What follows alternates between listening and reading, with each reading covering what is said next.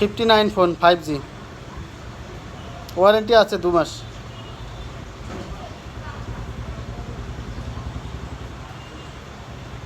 হ্যাঁ ওয়ারেন্টি অনেক দিনে আছে, 5 মাস হলো। 5 মাস ওয়ারেন্টি আছে।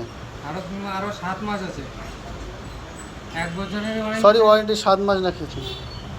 এখন 7 মাসের ওয়ারেন্টি আছে।